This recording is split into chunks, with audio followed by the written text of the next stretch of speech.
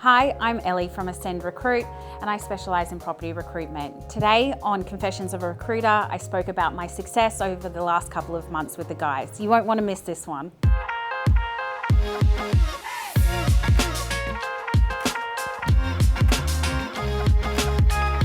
Welcome back to another episode of Confessions. Today's a special one, very close to home.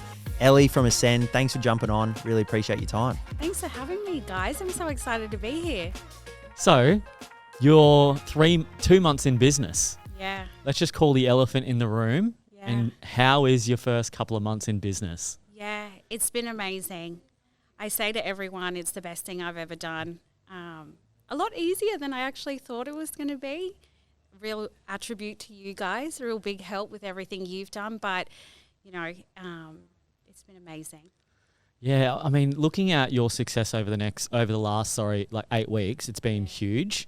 Yeah. But before we get into all your success right now, because that's super exciting and I'm sure everyone's chomping at the bit to find out, tell us about your history in recruitment. So you've been in recruitment 10 years. Yeah. Have you always been in property recruitment?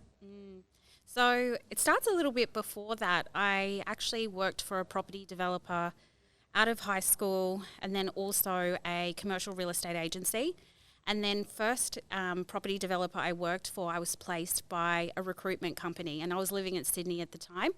I moved back to Brisbane and that recruitment company had a receptionist mat leave contract and I actually got the role.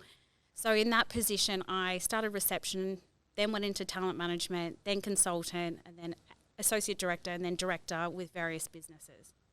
Amazing. Yeah, but always property, a little bit of construction, and a little bit of real estate. Do you reckon it gave you a huge leg up knowing the industry that you're actually recruiting? Yeah, 100%, because being able to talk the talk when I'm getting a job brief through, clients really respect that. They feel comfortable giving me the job because they know when I'm delivering their role to people out in the market, they know that I know what I'm talking about. I think it's a big bonus. Yeah, 100%. And so you're a little bit, we were talking off camera and you say old school. Yeah. Have you always worked how you do now as you did 10 years ago, or has much changed throughout the years and the journey? Yeah, so I think being an administrator back at that property development and a PA at that commercial real estate company, I've always been an admin person at the heart. I love paperwork. I love Excel. I love, detailing things in a database. I'm very process driven. So every time I get a position through from when I was a talent manager 10 years ago, it's now the process that I'm using now. But basically, I will detail 5 different steps: LinkedIn search, database search, seek advert, seek talent search, and then also asking for referrals. And I'll systematically tick off each of those tasks as I've done them on each role. And then at the end of that, I should have a pretty good detailed shortlist. And then that way, at least when I'm speaking to clients as well, I can say, I've done X, Y, Z for you. And this is the result so far if they're asking me for updates. You know what? I love the sound of that. I've always tried to do something similar, but for some reason for me, the pennies never dropped on just like maybe getting a stack of paper, having the check boxes, having that like rigorous process. Half the time, it ends up being just a little bit of instinct, gut feel. You're just a little bit ad hoc with it. You're like, oh, I'll try this, I'll try that. And there's no actual process there. So do you think that's one of the major contributors to your success? Yeah, because I know as well when I'm pitching for jobs that I can say that hand on heart comparison to, say, other recruiters that may be out there, my recruitment search is far more detailed and extensive than what other people may be doing, which may only be, just thinking, oh, I know this guy's available, because they are paying such a high fee. They want to know that you're doing your detailed search. And how many roles would you fill? Like, there's usually a general statistic in recruitment that in contingent roles, typically you fill 1 of 3 jobs. With exclusive, obviously, it's going to be a lot higher than that. But how many jobs would you fill for every brief that comes in? I get so many jobs on. I have one job of every kind that could exist in property, real estate, construction. I've got it all. For my exclusive roles, I would say every single role. It would be very rare that I would not fill an exclusive role. I can't think of the last time I haven't. Contingent, I would say, 1 and 2. 50-50. 50-50. Yeah, nice. How good. Yeah. And then so this repeatable, scalable process, is it done on Excel? Is it done on a bit of paper? Yeah, it's on a piece of paper. Yeah. So I systematically just go through, tick each of those steps. But after I meet every single candidate, I put them into, obviously, the database, but they are all then systematically grouped into a list in Loxo. But then also I have an Excel spreadsheet for DMs that do resi, DMs that do retail. I've got PAs, I've got office managers, Excel tabs, and I've detailed them, and I add them every single time. So how many candidates would be in your database? Well, I've basically had to start again since owning my business. What's that? Sorry, before we go into that, that's a really big thing. Yeah. What was that like starting your own business and having a database with zero information in it? Was that a bit freaky? Yes, but the one thing that I think has also steered me in good, that has done really well for me is I have an amazing memory. Not to talk myself up, but I can remember people that I met when I was 10 years ago. I will place people that I met 5 years ago and I've kept them in mind all these years, and then a client's given me a brief and they're like, we're looking for a unicorn. And I'm like, that's Joe Smith. Wow. Yeah. So it doesn't scare me to start again because, as well, LinkedIn, I could find everyone there again. Yeah. So you can always find someone's phone number. 100%. Yeah. Because when we talk to a lot of recruiters, that's sometimes something that comes up. It's like, oh, okay, I'm going to have to start again. I'm going to have no database, no clients, no candidates, etc. And the thought of having a database at zero is almost a little bit daunting. It's like, oh, where do I start? But you're right. If you've got LinkedIn, you've pretty much got a database there anyway, so you just go ham. Totally. Absolutely. Yeah, if you've got LinkedIn Recruiter Lite, you'll be fine. Yeah. And before you started Ascend, you were a high billing commission only recruiter. So what was the transition between going from like a salary and commission to then commission only at an agency? Was that a conversation that you brought up, that an old manager brought up, or like how did you negotiate a comm only package at an agency? Yeah, all the high billers. So when I was a talent manager, there were a number of high billers at previous businesses, and they had always been on comms only. So it was something for me to aspire to. They always earned the most amount of money, so it wasn't scary for me. If I was new and I had never had any experience, it was like the thing to do, to go comms only, and you made it if you went comms only. You knew you were good. Okay. That's a badge of honor. Yeah. Yeah. Yeah, definitely. And so it wasn't scary to me. And at the time I went comms only, I think it was like my husband and I were looking at buying a house. So we just moved in with his parents. So that was another factor that made it less risky because we didn't have to pay mortgage or rent or anything. So I was like, I've got to do it now, or it's, all the stars are aligning. Yeah. What's a comms only recruiter, in your experience, typically getting at a recruitment agency, like the rate? Is it like a 50-50 or? Yeah. So initially I think I was 50-50. Yeah, 50-50. And then more recently I was a little bit higher than that. Yeah, nice. See, that's still a lot of money to be working in an agency and getting 50, 60% comms, whatever it might be. And when you moved from salary commissions to commission only, what was that like? Was that like, I know you say that it was like something to aspire to and you were really excited about it, but did anything change for you fundamentally from a lifestyle standpoint, how you recruited standpoint, a mindset standpoint, knowing that you've got no salary? Yeah, 100%. I guess my mentality has always been 100% commitment to fill. But when you go comms only, like now as well, when I'm running a business, I don't have the luxury to not fill this job. So that's why I am so process driven, because I'll turn every stone to make sure that I'm getting the candidate that the client needs. Yeah, I think it's an exciting journey going from, being a recruiter, getting your salary and being a traditional employee, to then going comms only, then to going to essentially starting your own business and doing something similar to comms only, but just with a whole lot more seriousness to it, I guess you could say, which is really exciting. Yeah. So you're 2 months in business now. Tell us about your first 2 months. Yeah, It's been a wild ride. I think when I launched the business, I got like 500 likes on me launching my business. And I actually had so many people come to me that literally that day and were like, oh, congrats, you're running your own business. Actually, I've got a position for you that I want you to help with. And just the power in that launch, that marketing, like within that 24 hours or so, I think I had like the next day or the next couple of days, 25 jobs. Yeah, I remember chatting to you on the phone. Yeah.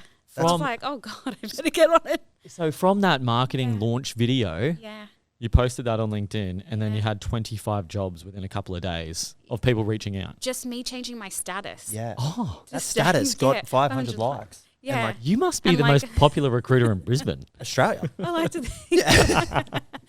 Yeah, I like to leave people with a good experience after they've dealt with me. I had a lot of people that I hadn't spoken to in ages for whatever reason, old clients or even old candidates I'd placed ages ago, and then they had become clients themselves, hiring managers.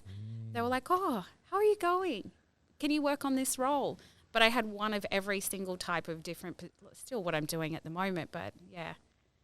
It was good. That's the most powerful thing in business is the people that you don't realize watching, the conversations that are happening behind closed doors that you have no idea about. And then it's just so exciting that you got to experience all those conversations compound. And then when you go out on your own, everyone wants to get behind you and young people in business and raise you up. It's I think it's something special that's changed a lot over the last 20 years with, people wanting to work with small businesses, having this, entrepreneurial mindset and realizing that, hey, it doesn't have to be a massive brand to sit behind. Yeah, it's actually more powerful. Like CEOs are getting on front of camera and that's how they're attracting staff to their businesses, and it's actually becoming interesting. Yeah, because like the biggest thing that I find when you start your own business, it's almost like, oh, I'm going to be new, no one's going to know about me, I've got no credibility, no runs on the board, I'm just like, I've got this massive mountain to climb. And then when you do launch or even update your status on LinkedIn, and you've just got all these people flooding to you to go like, oh, I've got roles, congratulations, I want to help you fill some jobs. And that kind of community when you are a business owner, people like really champion your success. Yeah, definitely. I think with candidates or clients or whatever, if I haven't been able to help them, I've always still, kept in touch, or I've never just, sometimes a candidate may not get a position. Some recruiters don't actually call them to give them the feedback. I'm always very aware of the experience I'm leaving on people. And now I think them wanting to see my success, I'm like, oh, I did right. Pat on the back. Yeah, the compounding effect of just doing a good job ends up paying up. Yep. Totally. Dividends. Yep, definitely. Yeah. Okay, so if there are any recruiters out there that are interested to find out what it's like to have a VA support them in their role, whether that be to bill more, reduce tasks that they don't enjoy doing, or be a more effective recruiter in their niche, then we definitely recommend reaching out to the Outsource People or TOP. Reach out to them, inquire on how they can implement a VA in your agency and to support you. And if you mention ex-recruiter or Confessions of a Recruiter, they will give you a 13% discount off your bill per month on this VA that will allow you to scale your business, scale your desk, and to bill more and make more money. So go reach out to the Outsource People, say Confession sent you, get your discount and see what is possible. Okay, so let's talk numbers. So tell us about, you launched on the 8th of January and what was the first thing you did? Did you make a bunch of cold calls? Yeah. Did you send out, heaps of LinkedIn messages? Yeah. So I received a lot of new inquiries from clients, new people that I hadn't been in contact with, and that made up some of the new jobs. So I pretty much got recruiting on everything that came through to me.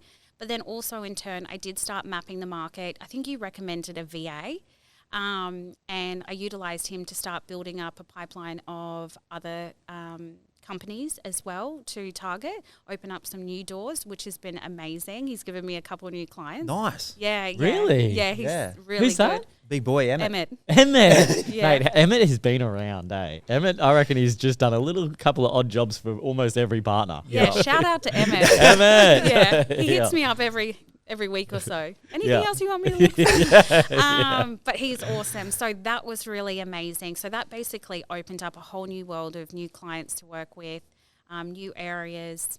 Started working on those positions, starting to understand how to use the database. Like it was, full pelt ahead. It was a full-on first couple of weeks, but I like to think of myself as pretty tech savvy. So Loxo's been great and pretty user friendly, and there's a couple of features on there that have like even found me new candidates doing the campaigns. Yeah, wild, hey. Awesome. Yeah. Do you do the Chat GPT campaigns? No, You haven't done them yet? No. So it's built in with Chat GPT. So like candidate campaigns, it can do a Yeah. 9-step text email campaign. Yeah, and so it you just put your follows job them up. in and you'll say like admin manager pays this much, Yeah. located in the south of Brisbane. We're looking for XYZ, and then you just drop candidates into the sourced area, Yeah. and then it'll read your job and then it'll pitch your job to that person based on their experience and be like, oh hey, I noticed you work at Coca-Cola. We've got an amazing job, pays 80K. It's based on the south side, and it'll actually. Yeah. I'm going to come back in. You guys are going to show me about this. Yeah, for sure. There's a lot. Yeah. And then the CRM function, so against Yeah. all the jobs. Yeah, there's a lot of updates, even like candidate presentations Yeah. and stuff. Yeah. Yeah, Oh my God. it's wild. Yeah, we probably need I thought I was using it like I was So a did super I. user. Yeah, that's what I Yeah. thought. I've had it for 2.5 years, and then we had office hours, and then Lorcan's like blew it out of the park. Oh, Really, okay. I must have missed that. Yeah. Yeah, I did. Damn. It's in the community group. But yeah, there's a lot of leverage. Mm. So imagine when that happens, Yeah, how much it'd be extra will crazy. increase your billings. That's amazing. But yeah, it was a crazy time at the start. And How many jobs did you fill in your first 30 days of business? gosh, I can't think exactly how many, because they were all different. It was about 44K worth. About of roles, 40 44, 50K. Okay, so you made 44K in your first month, which is wild for someone's first month of business. To put that into perspective, like most businesses don't even break even in their first year of trading. So for you to basically be in positive in your first 30 days is a massive kudos to you. Were you expecting that early success in your first 30 days? I think the timing of my launch and people coming back from the Christmas break, the stars aligned. It was almost like this perfect formula of people ready to look for new jobs, clients looking, they need people as soon as possible. They came back and they're like, oh my God, I've got this mountain of work. We need X, Y, Z. It was the perfect storm. Yeah. That's the time to launch, January. January. Yeah. Don't say that to everyone. I'm going to hold out on January. Or the first month of, or July. July or Jan. Yeah. They're two pretty good ones because end of financial year, it's funny because a lot of people have a psychological like time frame that they want to stick inside. Whereas Declan and I, we're just like, we've got an idea, we'll just do it tomorrow. Yeah. But a lot of people are like, it's got to be either 1st of January after the financial year, new quarter, and there's like these calendar after Easter. Yeah, there's calendar psychological events that a lot of people work around, which is really interesting. So you weren't on Megarang for your first 30 days of business, it sounds No. like. No. Oh, well, that's Seen good. at SK. And you've also got 2 kids. Yeah, 2 kids.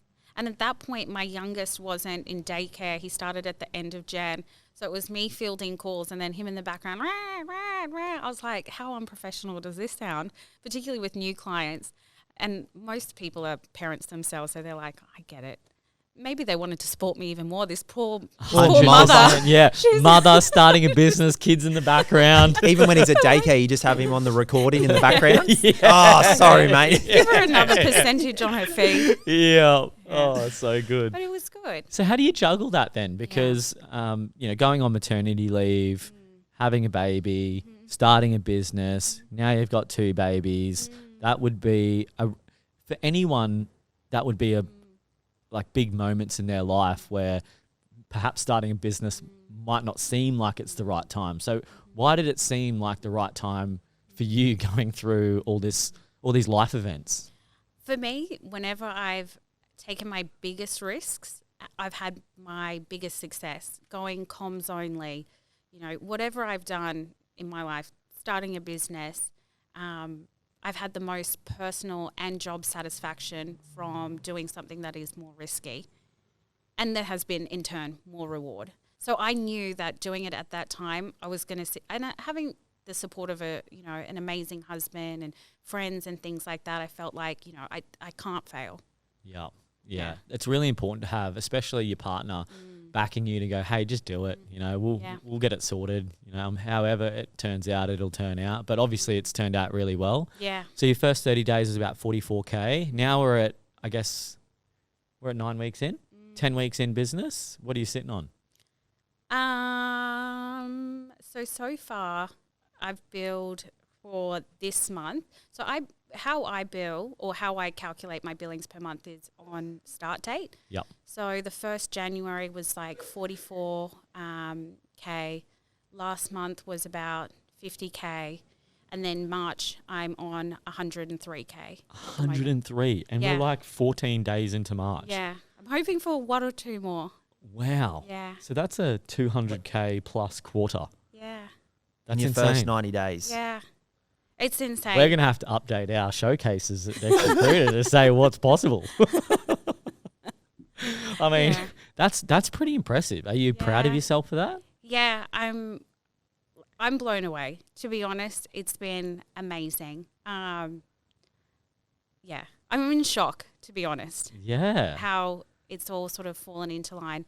I know that I've worked very hard to get to where I am, and 100K is an amazing feat, and I feel like it's only just the start, really, of It truly is. yeah. So continuing. what were you billing then? Because and I know I keep referring back to a lot of conversations I have with recruiters, but I'm just trying to put myself in the mind of a recruiter that is aspiring to perhaps be like you one day. Yeah. And sometimes the conversation is like, how much am I willing, like what's my billings going to drop to in my first year of business than what I'm used to? So if someone's billing, 500K a year, let's say, they'll go, maybe if I just bill 250 in my first year, I'll be really happy.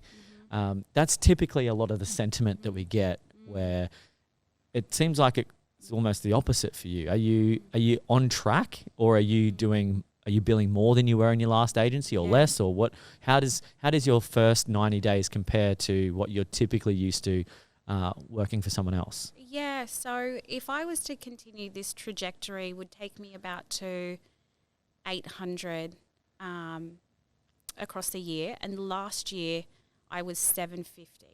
Yeah, nice. 7 to 750. Why are you billing more now in your own business than you were previously? Because a lot of people think your billings will decrease in your first 12 months. For you, it's the opposite. You're actually increasing your billings and achieving more.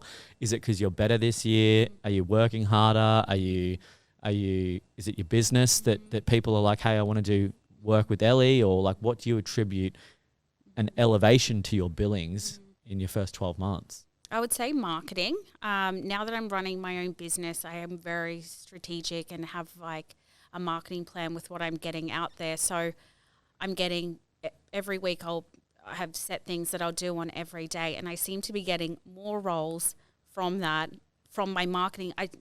Not to say I didn't focus on marketing last year, but now I'm really proud. I've got my business. I'm like, let's promote me. I've got this great Google review. Let's put this up. And so I put a lot of emphasis on marketing myself. Love that. Out there. And I do think as a result of that, I've had a lot of people contact me, candidates, clients, and like, hey, I saw your XYZ, congrats on opening the business, or someone's flicked me your LinkedIn, you're the person to go to about development roles. So I feel like I'm marketing myself more now that I have a business. I'm really proud of that I'm in turn getting a lot more coming off that. That's awesome. Yeah, that's not an answer that I was expecting. Yeah. But it makes a lot of sense. Yeah. Getting yourself out there more because, hey, it's me, it's my business. I'm working exactly the same. Yeah. I've always worked incredibly hard. Like when the kids go to bed, I'll log on, I'll do my like my admin, I'll do whatever I need to do. My son was up at 4:30 this morning. I got up, I started headhunting some candidates. I have to, obviously fill these jobs. But the thing that is different is that I am, marketing different. And where do you get your ideas from? Like someone who's traditionally not much into marketing, you know, do you go to any consultants? Is it just gut feel? Is it? Yeah, gut feel. Gut feel? Yeah, yep, gut feel. I sort of do the same thing every week. Marketing, it's not always like some super creative idea. It's like I never used to post every week last year, my jobs. But every Monday, I'll put my whole run sheet of what I'm working on at that time. We haven't seen too many videos, though, of Ellie. Yeah. Is that something that's going to... I'm not the type of person that's... you guys are amazing at what you do with getting out there, doing your videos and everything like that. Me, they all just look a bit like shambolic. No, I don't want to... That's not a path. Surge? That's not a path. Me filming it on my iPhone. No, not my brand video. Nothing done by Surge. Everything that's done by me. No, I just. You know what? It's like something that you learn to get into. Yeah. For me, let me tell you a bit of a journey of the video journey that I went on, and with Declan's support. Yeah. Firstly, I hate getting in front of the camera. Well, I don't hate it, but I just I will avoid it at all costs. Yeah. If I have to do it, I'll put a brave face on. Declan's always been into his videos. He's really good at just not overthinking things and just getting it done and putting it out, which is super kudos to Declan. Yeah. Hey, you like that? Bit of pump up for a Wednesday morning. Whereas me, I kind of like overthink it. I'm like, oh, what am I wearing? You know, are my bags here? Are my bags gone? Yeah. What am I saying? All this kind of thing. Yeah. And so it's something that just the more you do and force yourself to do, the more natural and comfortable you feel in it. And then all of a sudden one day you'll be like, oh, let's get the camera out. I've got an awesome idea. Let's put this out and stuff it. You know, this will be good enough. Whereas it just takes a lot of practice, basically, is what I'm saying in short. So if you need to come into the office and sit down with Sergi once a week and just pump out a couple of your run sheet, you could just sit there, teleprompter up, Sergi, hey, it's Monday. These are the roles we've got on today. Boom, boom, boom, boom, boom. Do you think there's better traction from having those videos versus just a traditional post? Absolutely. I think mix it all up. Yeah. People want to see Ellie. They want to see the director behind the post. Yeah, because behind the post. Because what you could do, it could be a video of yourself, and then you could still write in the post your run sheet, and then you attach the video, and they get the best of both worlds. I actually did a poll the other day, and it was: do you prefer reading content or do you prefer watching content? I think there was like 350 votes. Dead even 50-50. I voted and I said reading. Yeah, I'm reading too, because like when I watch, I'm like, let's get to it. Like and I start skipping around and then I miss it, and I have to go back to the start, try and watch it again because I'm being too rushed with trying to get through the video. But with reading, you can just focus, concentrate, and then move on. So perhaps a bit of both. Done. I'll be in here running up and down, commercial road, filming cardboard content. sign, new roles. Yes. Can we do that before Ellie leaves, mate? Can we get her a new roles cardboard sign? That would be so good. Done. Yeah. So what's the future then for your agency? Do you plan on just sticking to yourself, being a high biller? What's the strategy with your agency? What's the game plan? I actually had this conversation with Matt Cosson last week about what I want to do, what do I want to achieve. And I think for me, I just enjoy working for now. It's at least for 2 years until I know how to run a business and securely and feel confident I could pay a staff member to do whatever they need to do. I'd probably wait 2 years, still operate as me. The most I'd do is probably get a VA. Yeah. Yeah.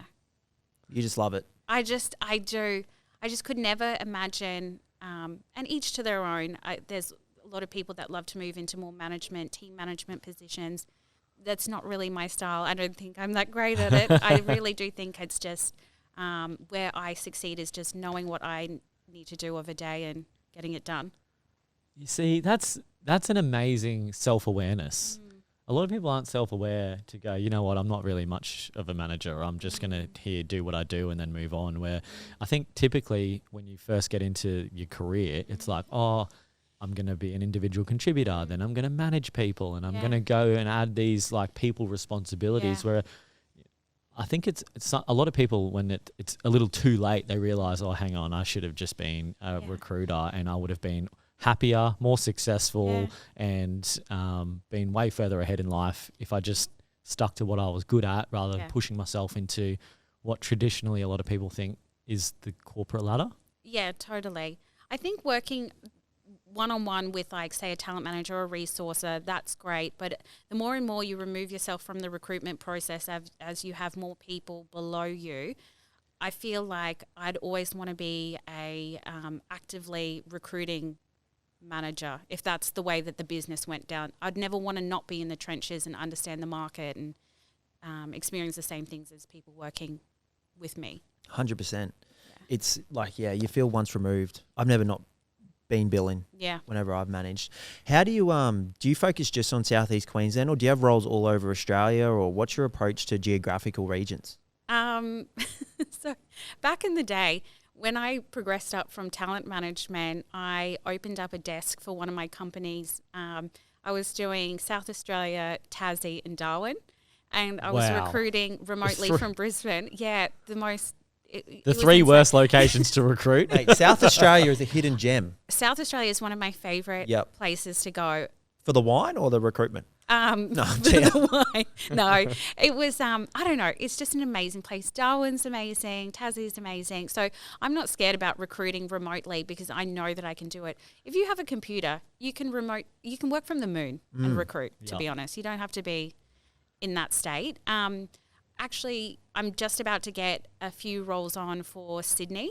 So I like to think myself as national, slowly but surely. I don't want to take on more than I can accommodate, really. I want to give the same level of service for each role. And would you see yourself now, like, getting on the plane, going to visit clients, doing those trips? Yep. Yeah. Would you have done that in the past? That's what I did. Yep. Oh, I was in Adelaide. I was up in Darwin. Yep. Wow.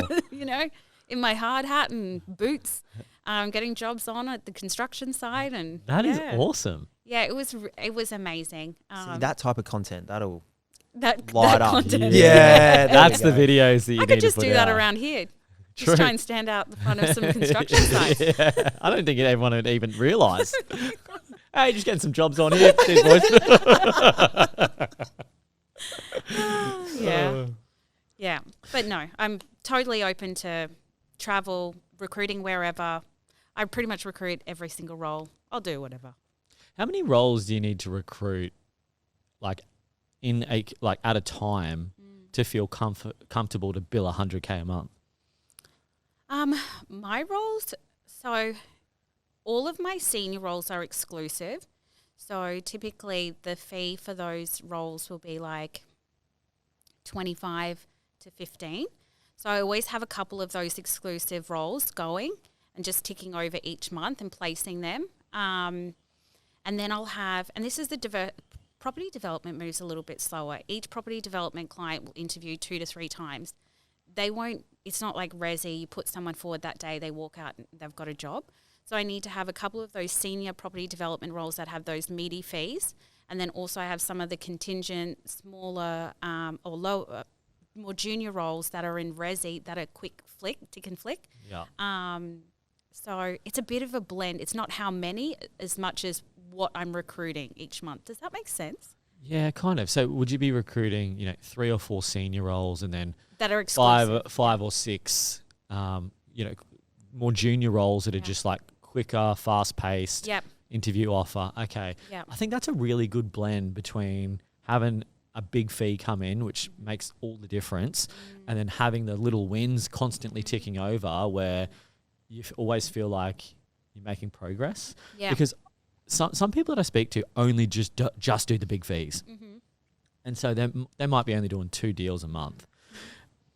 But I don't know how the satisfaction goes in just doing 2 deals a month. Like, you'd rather 1 big deal a month and then like 5 like little ones that you're just like, woo, I'm getting shit done. Yeah, every week I like to place a role. And if I get to Friday, I get real antsy if nothing's like come through for that week.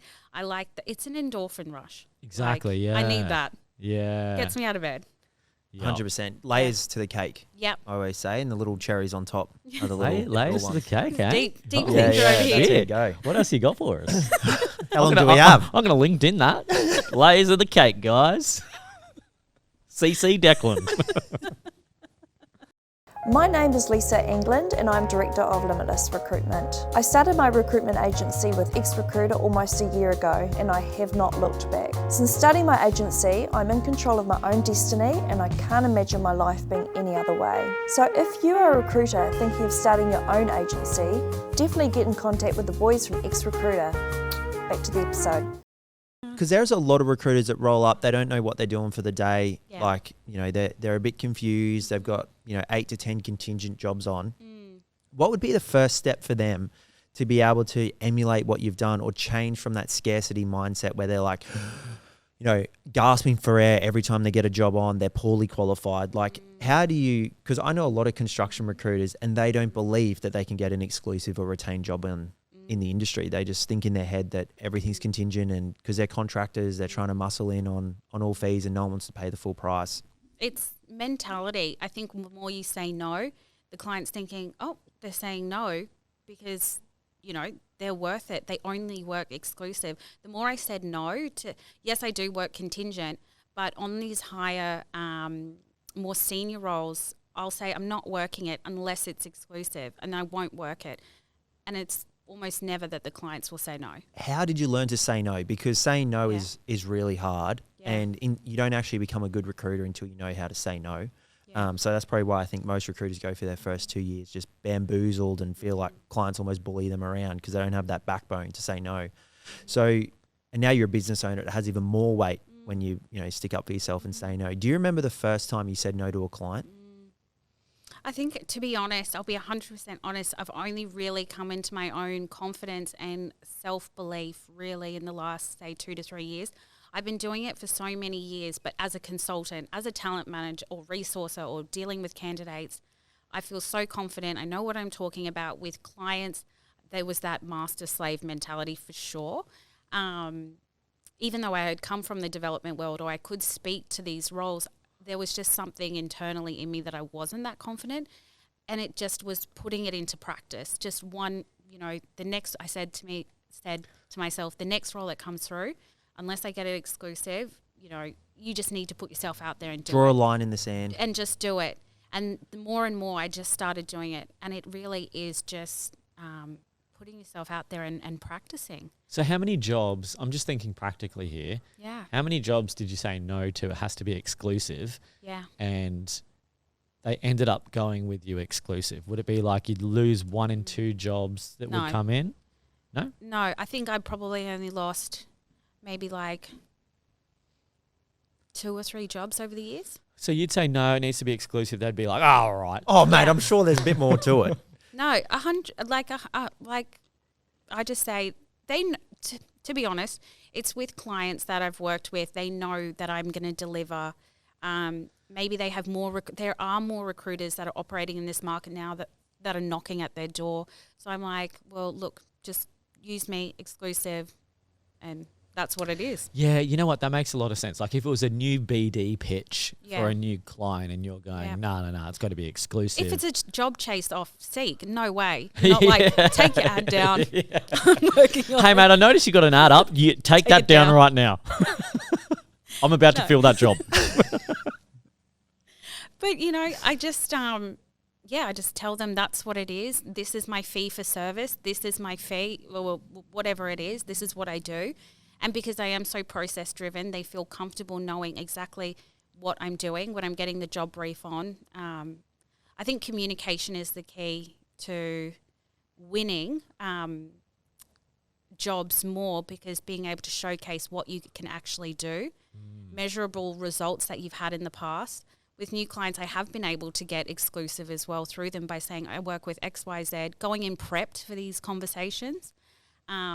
And just standing your ground. What's the worst they can do? Say no. And even if they go with someone else, 9 times out of 10, I feel confident they'll be coming back to me. Yeah, nice. I love that confidence. Selling yourself first, then your company, then your product. Yep. It's more about you as an individual than anything else. Yep. Yeah. That's awesome. And how often do you update your clients? Is it a weekly thing? Yeah. Do you send them just an email? Do you call them every Friday? With their jobs? Yeah. If I'm working on jobs? Yeah, I'll be in contact every 2 to 3 days. Wow, that's quick. Yeah. You know, so sometimes sometimes with my guys, and this is probably, this needs to be a bit tighter. They'll get a job and start working it maybe the week after because they're trying to prioritize other roles. If you get a job in, do you have some sort of, internal KPI to be like, all right, just got a job. I need to get these guys a candidate within 24 hours, or what is that for you? Yeah, absolutely. I always deliver a short list or candidates within 2 to 3 days. If not that day, if I've got someone that I'm working with that I can just call, I pretty much have my roles. And yeah, but Ellie, what if you're really busy? How do you achieve I drop that? everything. As soon as I get a new role, I'll work on it, because say it is a contingent role, but I have an amazing candidate or whatever, I'll just drop everything, call that person, put them forward. But then later that day, I'll start that process on the same day that I get the job. And then that way, because when you headhunt from LinkedIn, that takes 2 to 3 days for people to start coming back to you. If you're starting a week later, then it's 2 weeks before you're even delivering something. Yeah. So, as soon as I get the job, drop everything, work on it, and then return to everything else. Because that's what's different though. Like most recruiters start their search from zero. Yeah. You've already got a short list. You've already got. Yeah, I'm pretty good with knowing who's who in the zoo, my mapping. I've got my Excel spreadsheet. You got your piece of paper. I got my piece of paper. Yeah. Do you just have your home office and then you've just got pieces of paper everywhere? I'm really tight. I know where everything is. Okay. It's not like Rain Man where they're all on the walls. Pieces of string. Yeah, no, okay. It's all like, yeah. Yeah, okay. It's organised. Yes. Filed away. Yeah. Yeah, okay. Yeah. And working from home isn't for many people. Like me and Blake can't do it because, you've got a work from home station, but I've got nowhere to work from home. So it just gives me the ick. But like you're a true high performer that crushes it at home. Yeah, I love it. I'll watch reality on my lunch break. I'll go for a walk.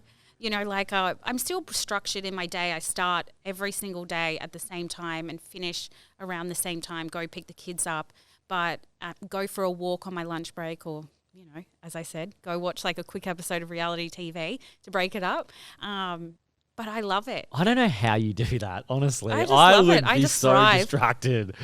Oh, if I was at home, I'd be checking the fridge every 15 minutes. What's in there? Yeah, nothing. What's in there again? Oh, yeah, that's right. There's nothing in there. I don't know how you do that. So you started at a certain time, you finish at a certain time. Are you just super disciplined? Have you got an internal dialogue telling you because it'd be really easy, like, oh, that was a great episode, I'll just watch one more. Yeah. But is there an internal dialogue that you have with yourself where you're like, come on, Ellie, back to the phones? Yeah, it's an inner anxiety that's like, oh my God, the kids have woken up late today, I'm half an hour late. I still think of, even though I'm running my own business, it's like I'm reporting into myself. I'm like, oh my God, I'm going to be late. It's just... That's awesome. I don't know. I am very...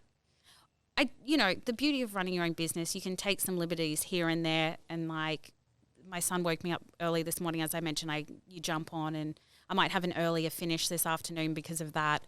But I'm very self-motivated. Yeah, I mean, disciplined. Kudos to working from home. Yeah. Do you ever see yourself not working from home? Yeah, if I got staff, for sure. Yeah. But right now, where I'm at... What do you dress when you're at home? Do you put on a little bit of an outfit? No, I'm not wearing this at home. But I do I have to take the kids to daycare, so I'm not going in my pajamas. So every day I do get dressed. I go to the gym, go for a walk. I've got boxing a couple of mornings. So I'm always like, I'm not in my PJs on the couch. Yeah, okay. Because I've spoken to a few people that work from home, and sometimes they call it the work kind of uniform, like when it changes their state when they're at home, because everything kind of blends in with each other, whether you're in work mode or home mode, because everything's all in the one spot. To change their psychology of, okay, I'm in work mode now, they have a little bit of a work outfit they put on. They're like, oh, all right, now this is work mode. Do you have anything like that? Well, I pop on a blazer and I'm like, I'm ready. No. Tie and blazer, put your shoes on. I mean, by the time 8 o'clock rolls around, I've already lived a life from 5:30 or 6 a.m. whenever, the kids wake up that, no. Nothing like that. You're just disciplined, military style. Yeah. Yeah. Bouncing a coin on the bed, ready to go. Where does that come from? Because they have to make their beds in the morning. But for you. Where does that come from? Oh, no, no military background. Or where's my self-determination come from? I don't know. It's just You said it was intrinsic. your admin. You said it was like admin. My family, every single person in my family has run their own business before or has been successful in their own right, that maybe some of that has rubbed off on me, that I've seen what they do to get their success or run their own business. Because it's inspiring and exciting, because so many recruiters and people in general just don't believe in themselves. Yeah. They don't think anything's possible for them. Yeah. And then they just go on and nothing gets achieved. Yeah.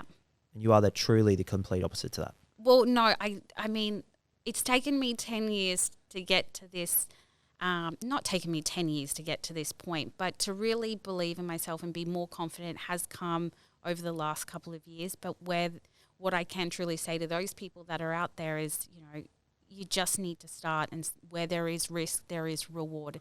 And really just say no one time to a client to get exclusive, and I promise you your whole world will change. Love that. We're going to clip that up and send that out, I reckon. Because you did say you wish you did it sooner. Yeah. Why do you wish you did it sooner? Look, I think with running a business, it looks very hard from the outset. But now when you're in it and you see what it is like, and you have all these additional rewards, flexibilities, things like that, and then the ease of running the business, you're like, oh my gosh, this is amazing. I really wish I had done this earlier. I don't know if I could have done it earlier because maybe I didn't have the tools, but now I have done it. Yeah.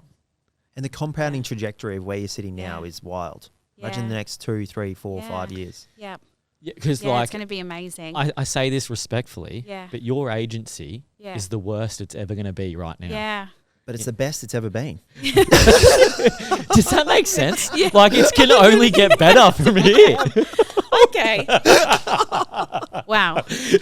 See that paradox? Yeah, wow. It's the worst it's ever been, but it's also the best. Yeah. It's the worst it's ever going to be, but it's the best it's ever been. And it's just going to continue to build and get better and better. And in 12 months' time, when we're sitting here, we'll be having completely different conversations and stories about, what the last 12 months has been like. So I'm super excited for that. Confessions part 2 for Ascend Recruit. Yeah, watch this space. It's coming. First 1 year anniversary potty on how Ascend Recruit was. Yeah, bring me back. Build a Let's 7 do figures that. in your first year. Yes, we've got to do that. Oh my gosh. Yeah, I can't believe that. It's the worst it's ever going to be right now. Yeah. It's a crazy thought, hey? Yeah. It spins you out when that Yeah. when you sink it in. Oh, Christ. Better pop some bottles. Doing well. Yeah. Well done, Ellie. We're super Thank you. proud. And you've also done your first temp placement as well. Yeah. You're a temp recruiter. Yeah. I'm recruiting across Australia. I'm doing every single role that could exist. Temp, perm, contract. I just filled a contract role this morning. Did ya? Yeah. How good. Yeah. How are these just randomly popping up? I don't know. Good things They happen to just- good yeah. people, mate. Yeah. It's nice to know that you have an arsenal of tools in the back end that you can really just say yes to whatever you want to work on.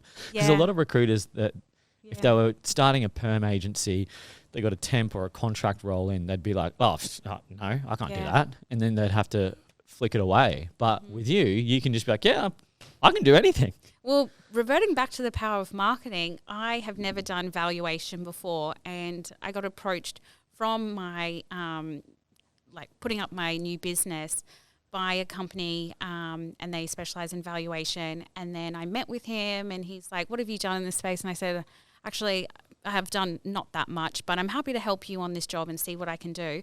And on my Monday run sheet, I had I put the valuation job on there, and I had a bunch of valuers that I'd connected with over the years. I've got like 10,000 connections on LinkedIn, so I've got a pretty decent network, and I only connect with property people. I had a fair few people come through, and now I've got someone at that final stages that just reached out because I put it on the job list. Wow. So I sometimes, what I've done in the past has led me to easier fills now. Yeah. See, that's awesome. And I don't think people realize the power of sticking to a routine and doing that, because every week you keep posting your run sheet. It might not have immediate impact or results right now. Well, it did obviously for you, but typically a lot of people, they'll do it 1 or 2 times, they won't get any candidates, and they'll go, whatevs, and they'll just stop doing it, and they won't be consistent. But if you just every Monday, everyone starts to create familiarity with you and your jobs, and the moment they're ready, they'll be like, what's that girl that keeps posting those jobs all the time? I wonder what she's got. Maybe I'll reach out to her. And then all of a sudden, it's in 6 months' time where someone will actually reach out to you that'll be a cracking candidate, and you'll be like, boom, I can place this guy anywhere. Totally. As I said, like, I've placed people that I met with 5 years ago, and then I've just remembered them, or they're a connection or whatever. The networks you build today will lead to your success.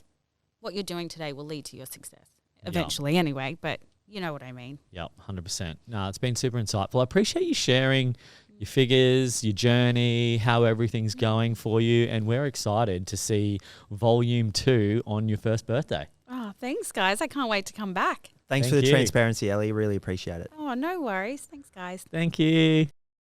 Thanks for tuning in to another Confessions of a Recruiter podcast with Blake and Declan. We hope you enjoyed and got a lot of value and insights out of this episode. If you do have any questions, or you would like to recommend someone to come on the Confessions podcast, we would love any introductions. And remember the rule of the podcast: like, share, and recommend it to a friend. Until next time.